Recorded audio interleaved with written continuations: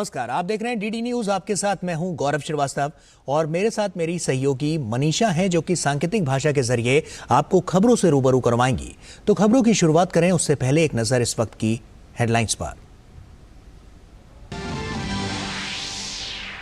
भारत की G20 अध्यक्षता के समापन से पहले प्रधानमंत्री नरेंद्र मोदी ने आज G20 नेताओं के वर्चुअल शिखर सम्मेलन की अध्यक्षता की। कहा, विश्व शांति के लिए ग्लोबल साउथ की चिंताओं को देनी होगी प्राथमिकता।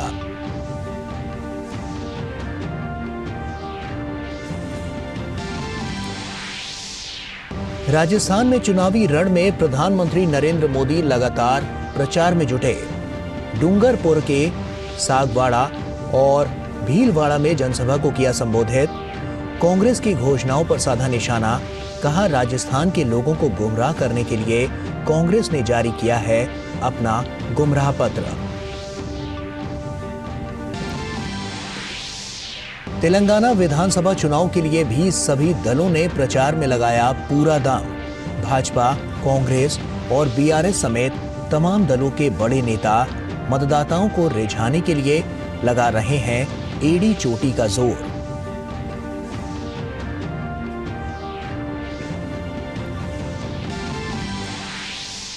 राष्ट्रपति ओडिशा और आंध्र प्रदेश के दौरे पर। पुट्टपर्थी में Shri Sathya Sai institute of higher learning के 42वें दीक्षांत समारोह में हुई शामिल। संबलपुर में ब्रह्मा कुमारीज द्वारा आयोजित राष्ट्रीय शिक्षा अभियान नए भारत के लिए नई शिक्षा का किया शुभारंभ। सिलकियारा टनल में फंसे श्रमिकों के लिए रेस्क्यू ऑपरेशन अपने अंतिम चरण में। ऑगर मशीन से चल रहा है ड्रिलिंग का काम। प्रधानमंत्री नरेंद्र मोदी लगातार ले रहे हैं बचाव कार्यों की जानकारी।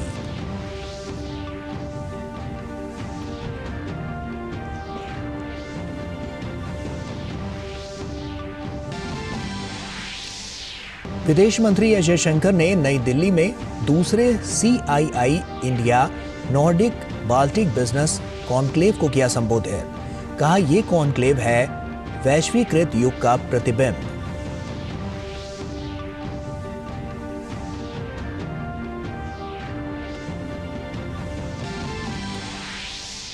नेशनल हेराल्ड मामले में भाजपा ने साधा कांग्रेस पर निशाना। रविशंकर प्रसाद ने कहा, कांग्रेस करती है धोखे से व्यापार, सरकारी संपत्ति को बनाया अपनी संपत्ति। कल ईडी ने जब्त की थी AJL और यंग इंडिया की 751 करोड़ रुपए से अधिक की संपत्ति। और 50 बंधकों की रिहाई के बदले संघर्ष विराम के लिए तैयार हुआ इजरायल। कैबिनेट ने प्रस्ताव पर लगाई मुहर। 4 दिन के सीजफायर पर बनी सहमति।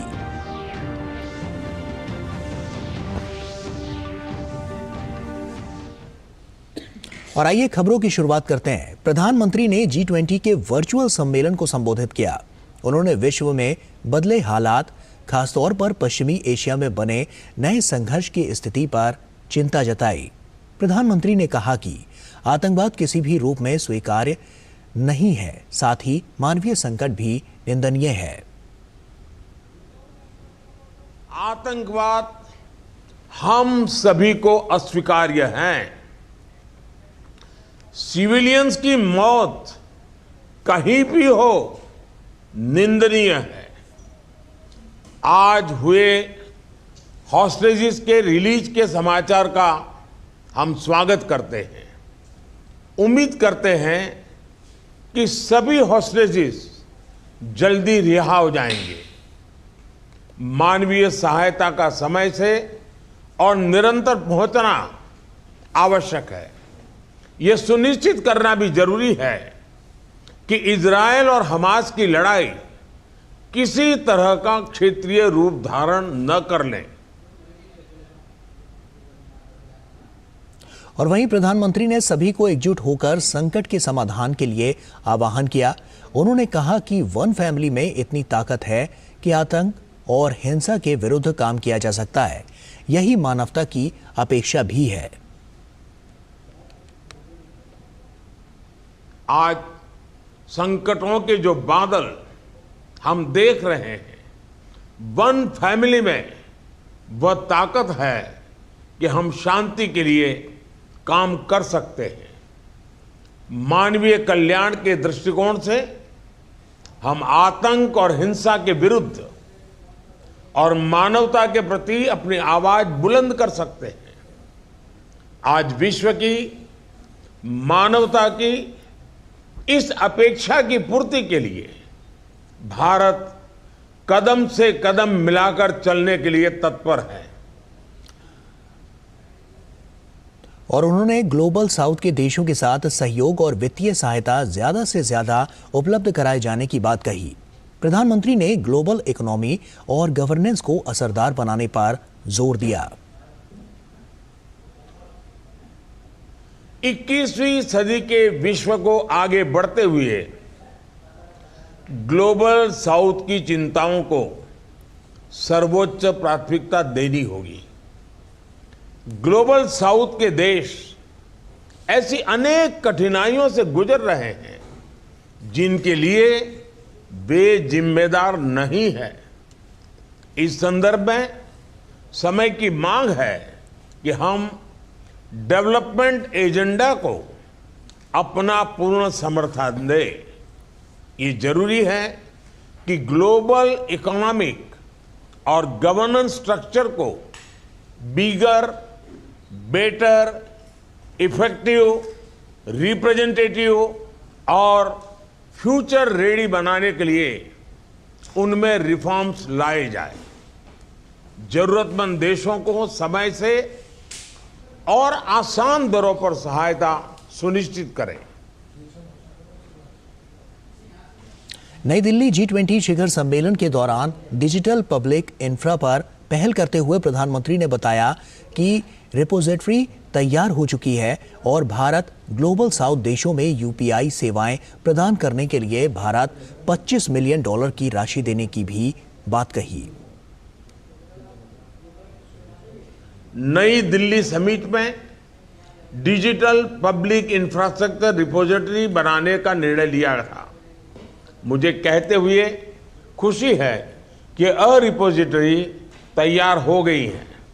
इसमें 16 देशों के 50 से भी ज्यादा डीपीआई जुड़ गए हैं। ग्लोबल साउथ के देशों में डीपीआई इंप्लीमेंट करने के लिए मैं सोशल इम्पैक्ट फंड स्थापित करने का प्रस्ताव रखता हूं। भारत की ओर से मैं इसमें $25 मिलियन की प्रारंभिक राशि की जोड़ने की घोषणा भी करता हूं।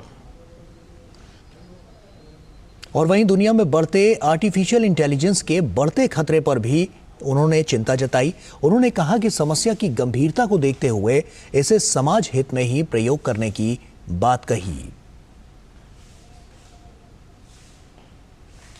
आज आर्टिफिशियल इंटेलिजेंस के युग में टेक्नोलॉजी को रिस्पॉन्सिबल तरीके से उपयोग में लाने की जरूरत है। पूरी दुनिया में एआई के नेगेटिव यूज को लेकर चिंता बढ़ रही है। भारत की स्पष्ट सोच है कि एआई के वैश्विक रेगुलेशन को लेकर हमें मिलकर काम करना चाहिए। डीप फेक समाज के लिए, व्यक्ति के लिए कितना खतरनाक है, इसकी गंभीरता को समझते हुए हमें आगे बढ़ना होगा। हम चाहते हैं कि AI should reach the people and it must be safe for the society. और अब खबरें चुनाव से जुड़ी हुई। भीलवाड़ा राजस्थान में भी प्रधानमंत्री ने चुनावी जनसभा की। उन्होंने कांग्रेस की नीतियों और भ्रष्टाचार पर वार किया। उन्होंने कहा कि गहलोत की सत्ता में वापसी कभी भी नहीं होगी। प्रधानमंत्री ने कांग्रेस के घोषणा पत्र को झूठ पत्र करार दिया। प्रधानमंत्री ने कांग्रेस की नीति और निर्णयों को देश विरोधी करार दिया। कांग्रेस वो पार्टी है जो नीति जनता विरोधी बनाती है और निर्णय देश विरोधी करती है। कांग्रेस की नीति आतंकियों पर नरमी की है। कांग्रेस की नीति दंगाइयों पर नरमी की है। कांग्रेस की नीति अपराधियों पर नरमी की है और कांग्रेस की नीति कट्टर भ्रष्टाचार की है।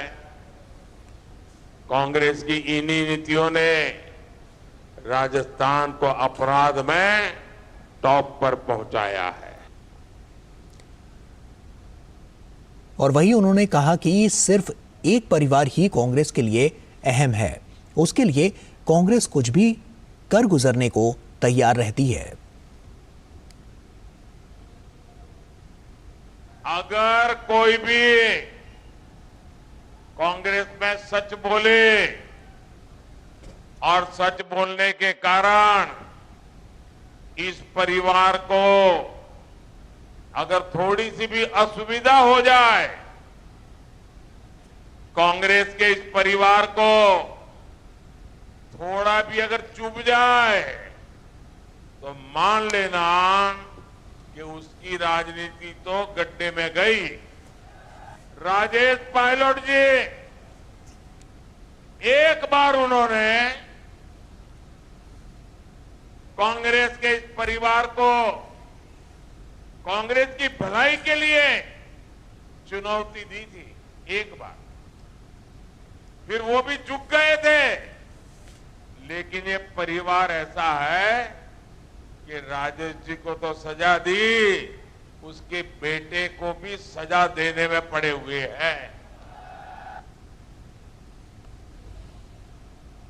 और भाजपा के वरिष्ठ नेता अमित शाह ने राजस्थान के जैतारण विधानसभा में चुनावी जनसभा को संबोधित करते हुए कहा कि राजस्थान में भाजपा की सरकार बनते ही दंगाई राजस्थान छोड़कर चले जाएंगे। आए दिन दंगे होते हैं। कन्हैयालाल तेली को दिन दहाड़े नजरों के सामने चाकू घोंटकर गला काट देते हैं। चित्तौड़गढ़ में रतन सोनी की हत्या होती, वाल्मीकि कृष्ण की हत्या होती और गहलोत सरकार का पेट का पानी नहीं। एक बार मोदी जी के नेतृत्व में कमल फूल की सरकार बना दो, दंगाई राजस्थान छोड़कर चले जाएंगे। यहां किसी की हिम्मत नहीं होगी। और वहीं राजस्थान के उदयपुर के झाड़ोल में भाजपा के वरिष्ठ नेता राजनाथ सिंह ने एक चुनावी रैली को संबोधित किया। रैली को संबोधित करते हुए उन्होंने कहा, राजस्थान में युवाओं के भविष्य के साथ खिलवाड़ हुआ है, कांग्रेस की सरकार को कोई चिंता नहीं है। यहां पर मासूम बच्चियों को उठा लेते हैं, ऐसी कई घटनाएं हुई हैं। माताओं बहनों की इज्जत और अस्मत सुरक्षित होनी चाहिए, उसकी कांग्रेस की सरकार को कोई चिंता नहीं रही। और मुझे तो यह बतलाया गया कि 2 लाख से अधिक ऐसे एफआईआर दर्ज हैं। क्या ऐसी हुकूमत को सत्ता में बने रहने का कोई नैतिक अधिकार है? और भाजपा के राष्ट्रीय अध्यक्ष जेपी नड्डा ने राजस्थान के दौसा में चुनावी जनसभा को संबोधित करते हुए कहा कि कांग्रेस पर उन्होंने जमकर हमला किया और कहा कि भाजपा की सरकार बनते ही राजस्थान को भ्रष्टाचार से मुक्त करेंगे। कभी आपने सुना कि सेक्रेटेरिएट के योजना भवन में 2 करोड़ 31 लाख रुपए मिल जाए? कभी आपने सुना कि 1 किलो सोना मिले? ये किसका सोना है? ये किसका 2 करोड़ 31 लाख? और कहां मिल रहा है? सरकारी कार्यालय में, सरकारी कार्यालय की अलमारी में। बताओ, ऐसी भ्रष्टाचारी सरकार चाहिए क्या? चाहिए क्या? और लाल डायरी याद है ना? लाल डायरी याद है ना? ये लाल डायरी 25 तारीख को 3 तारीख को निकलेगी बाहर, और जो जो उसमें नाम होंगे ना वो सब अंदर होंगे। ये भी ओडिशा और आंध्र प्रदेश के दौरे पर गई राष्ट्रपति द्रौपदी मुर्मू ने आज संबलपुर में ब्रह्मा कुमारीज द्वारा आयोजित राष्ट्रीय शिक्षा अभियान नए भारत के लिए नई शिक्षा का शुभारंभ किया। कार्यक्रम में केंद्रीय शिक्षा मंत्री धर्मेंद्र प्रधान, ओडिशा के राज्यपाल रघुवर दास और ओडिशा की मंत्री भी मौजूद रहे। कार्यक्रम को संबोधित करते हुए राष्ट्रपति द्रौपदी मुर्मू ने कहा, बच्चों को तकनीकी शिक्षा मिलनी चाहिए, लेकिन सिर्फ आर्टिफिशियल इंटेलिजेंस से ही विकास संभव नहीं है। इसके लिए आध्यात्मिक शिक्षा बेहद जरूरी है। तेणु शरीर को सुस्थ सबल रहिबा संगे संगे आत्मार मध्य शुद्धिकरण आवश्यक। आत्मा शुद्धि करिया को हेले हमको आध्यात्मिक चेतनार पथिक हेबाको पड़ियो। आपण यदि निजे परिवर्तन हेबे ताहले विश्व परिवर्तन हे जिवो। तेणु आमे यदि समस्त परिवर्तन हे जिबा ताहले विश्व आपे आपे परिवर्तन हे जिवो। और ओडिशा के बाद राष्ट्रपति द्रौपदी मुर्मू ने आंध्र प्रदेश के पुट्टपर्थी पहुंची।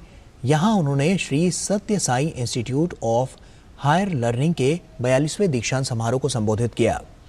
उन्होंने कहा कि अध्यात्म पूरी दुनिया को भारत की देन है। आध्यात्मिकता विश्व समुदाय को भारत की अमूल्य भेंट है।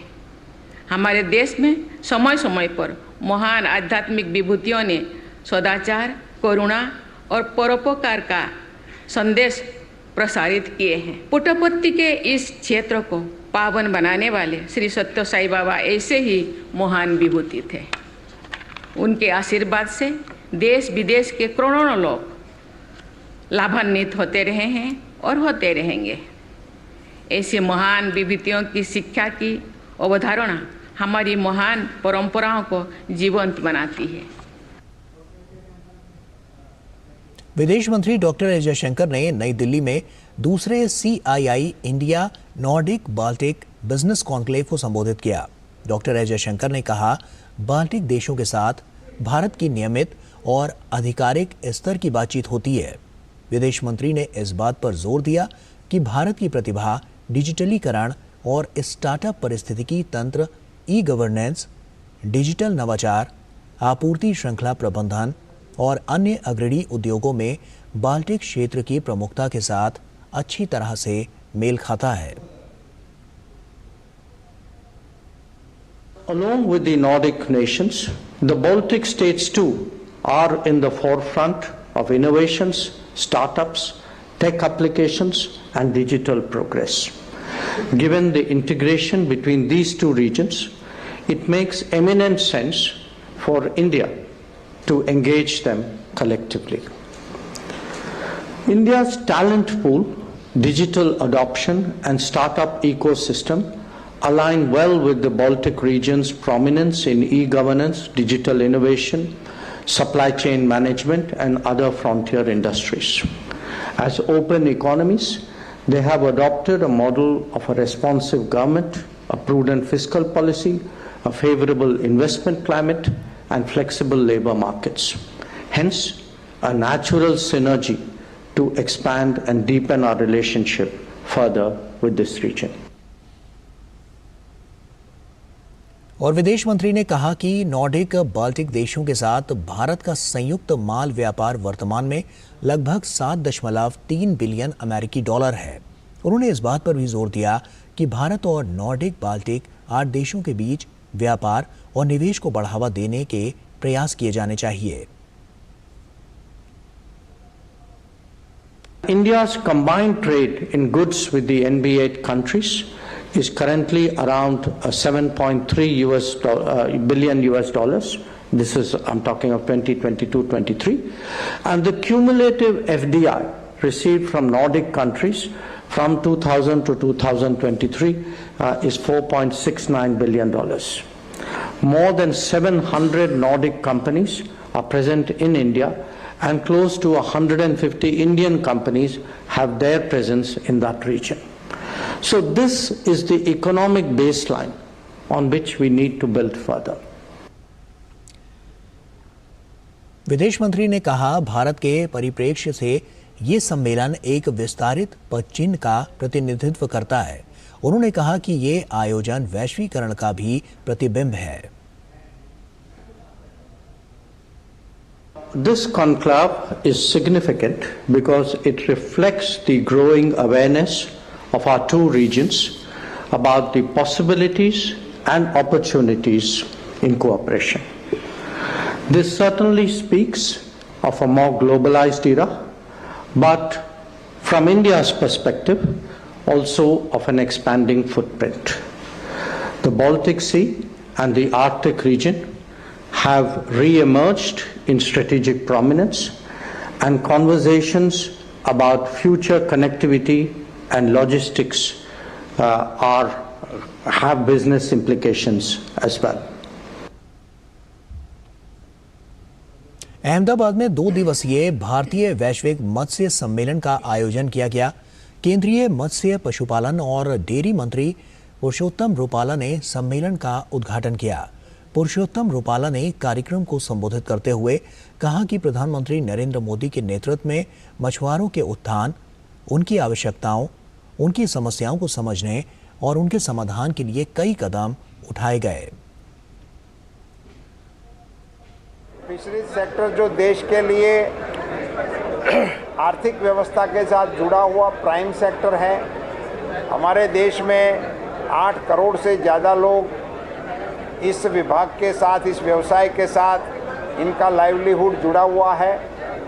प्रधानमंत्री जी के दिशा निर्देशों पर देश के फिशरमैनों को और उनकी समस्याओं को, हमारी कोस्टल इकोसिस्टम को समझने और समृद्ध करने के लिए स्वतंत्र मंत्रालय का दर्जा दिया।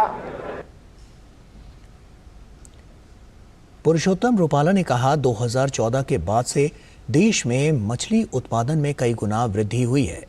केंद्रीय मंत्री ने कहा कि मत्स्य क्षेत्र का खर्च वर्ष 2015 के बाद से बढ़कर 38,000 करोड़ रुपए हो गया है। प्रधानमंत्री जी ने इस मंत्रालय को स्वतंत्र मंत्रालय बनाने के बाद प्रधानमंत्री मत्स्य संपदा योजना समेत जो भी अलग अलग प्रोजेक्ट्स को अमल में लाने का प्रयास किया, इसके चलते 38,000 करोड़ रुपीस इन्वेस्ट करने का प्रयास 2015 के बाद हुआ है। ये अपने आप में बताता है कि भारत सरकार की क्या प्रायोरिटी है। और कार्यक्रम को संबोधित करते हुए गुजरात के मुख्यमंत्री भूपेंद्र पटेल ने कहा कि देश भर में गुजरात का तटीय क्षेत्र सबसे बड़ा है और ये राज्य मछली उत्पादन में अग्रणी है।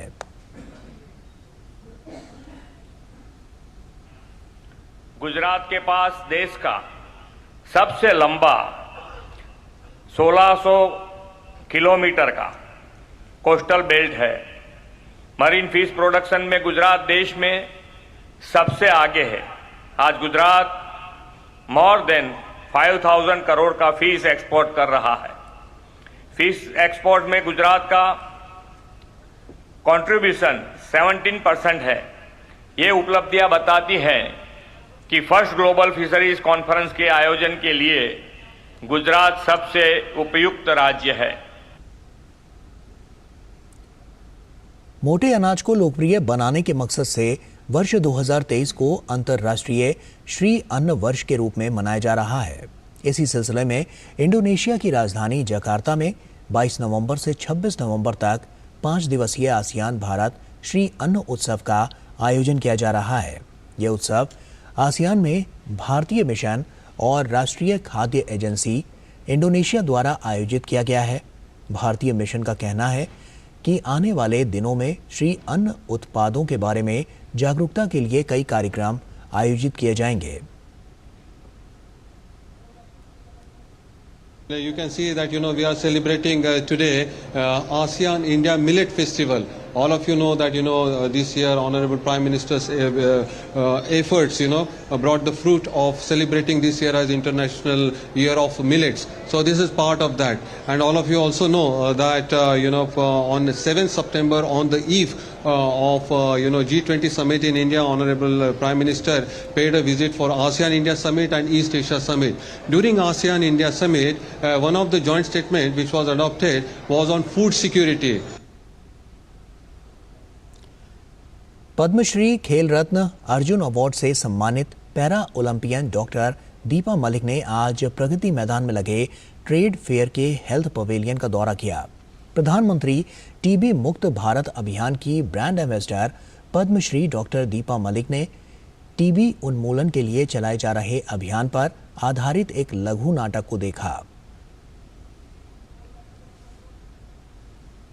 नागरिकों से आह्वान है कि आप दान की बात करते हैं, आप किसी की मदद की बात करते हैं, आप हर कोई ये चाहता है कि मैं पुण्य कमाऊं, तो मुझे लगता है इससे बेहतर पुण्य नहीं है कि आप पोषण की जो एक टोकरी, एक जो खाने का कुछ खाद्य पदार्थ और दवाइयों के लिए आप कोई ना कोई एक टीबी पेशेंट को यहाँ पे स्कैन करके अपने आप को एनलिस्ट करके निक्षय मित्र बनिए।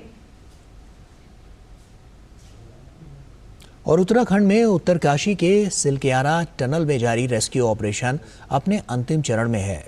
एनडीआरएफ और एसडीआरएफ की सहायता से अंदर फंसे श्रमिकों के साथ ऑडियो कम्युनिकेशन सेटअप तैयार कर लिया गया है। इसके उपरांत एक एक करके सभी के चिकित्सकों से बात करवाई जा रही है। श्रमिकों के मानसिक स्वास्थ्य को ध्यान में रखते हुए मनोचिकित्सक से भी उनकी बात करवाई जा रही है। और इसी के साथ फिलहाल इतना ही। हमें और हमारी पूरी टीम को दीजिए इजाजत। नमस्कार।